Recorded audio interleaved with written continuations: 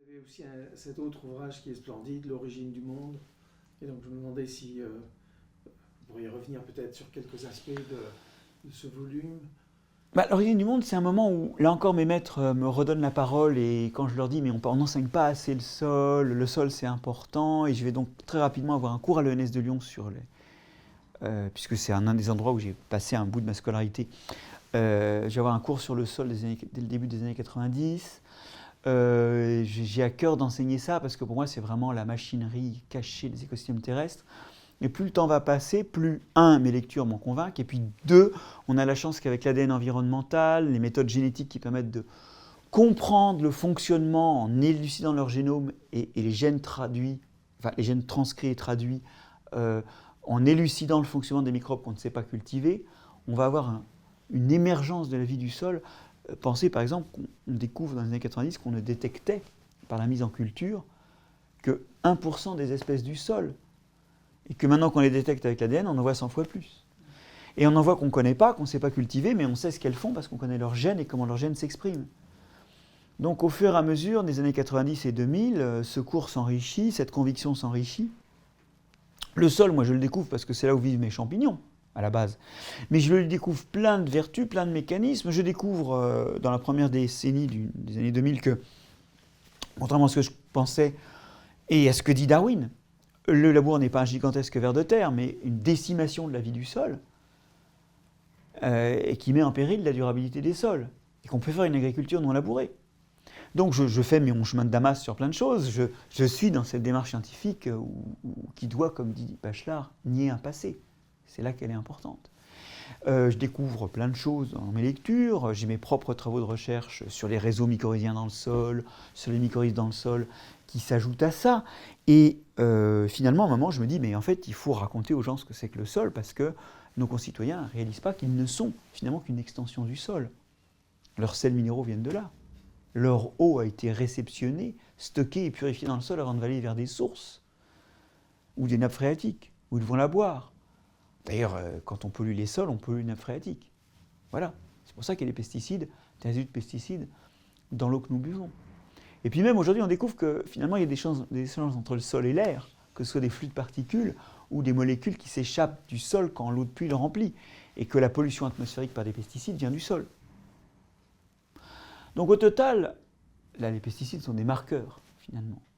Et au total, on est vraiment, parce qu'on respire, parce qu'on boit et parce qu'on mange, on est des extensions du sol. Et je dis parfois que notre vie est un sursaut au-dessus du sol, c'est-à-dire que nous sommes extraits du sol quant à ce qui nous compose, et nous y retournons finalement, quand nous finissons de vivre. Et donc, il y a une représentation du sol à refaire, non seulement pour comprendre où nous vivons, et notamment que les écosystèmes terrestres sont souterrains. Songez qu'entre la moitié et les trois quarts des espèces vivantes des écosystèmes terrestres, mais aussi de la biomasse des écosystèmes terrestres, se trouve dans le sol. Et c'est là que se trouve toute la machinerie qui fait la fertilité et qui permet la survie des parties émergées des plantes qui captent la lumière et des animaux qui grouillent dedans, comme nous. Et puis que, quelque part, c'est lié à notre santé aussi, et à la durabilité de nos agrosystèmes. Donc c'est un livre où j'essaie de partager la logique de fonctionnement et de déboucher sur ce que serait une agriculture plus vertueuse, avec des sols aussi peu labourés que possible, toujours couverts de végétation pour entretenir les champignons mycorhiziens, même en automne et même en hiver. Et puis aussi moins de labour. Et puis aussi moins de pesticides. Et là, on commence à aller vers, par rapport à Jamais Sol, qui était un livre vraiment de Weltanschauung, de vision du monde, même si à propos du microbiote humain, il y a quand même quelques conseils de vie, quelques conseils d'alimentation, sur la fréquence de nettoyage et les produits à utiliser. Là, dans L'origine du monde, ce livre sur le sol, cette histoire naturelle du sol à l'usage de ceux qui le piétinent, puisque c'est le sous-titre, il commence à y avoir des recommandations pour la société et en filigrane des interdits. Et ça, c'est quelque chose dans lequel j'avance progressivement et qui débouche sur ma posture actuelle, qui est une posture d'aller vraiment porter le fer là où ça fait mal, c'est-à-dire raconter la science aux endroits où elle heurte les pratiques actuelles et où en même temps, et surtout, elle offre des alternatives. Donc c'est pas juste dire attention, ne faites pas ça, c'est faites plutôt ça. Peut-être d'ailleurs c'est aller aussi au-devant d'une erreur qu'ont fait mes pères, qui est de beaucoup raconter l'origine des catastrophes et de dire ce qu'on n'a pas le droit de faire, plutôt que de dire que la science nous propose aussi ce qu'on peut faire pour prévenir les catastrophes tout en continuant nos petites besognes, notamment manger et boire. Donc aujourd'hui, et ça commence avec ce livre sur le sol, bon, entre-temps, entre Jamais seul et celui sur le sol, il y a un livre sur les tanins. Et là encore, c'est un livre sur et la beauté du monde et la compréhension du monde. C'est encore un livre de Weltanschauung. Mais, attention, là encore, dans le livre sur les tanins, on comprend qu'il y a des sols où on ne fera pas d'agriculture et le mieux qu'on ait à faire, c'est de lâcher un mouton ou de lâcher un cochon. Les sols à viande. Hein, et ça, c'est un truc, autant l'élevage intensif et l'excès de viande sont nuisibles à l'environnement, à la durabilité du système agricole et à la santé humaine, puisque nous mangeons 4 fois trop de viande, d'où surcroît d'AVC, d'où surcroît de cancer du tube digestif.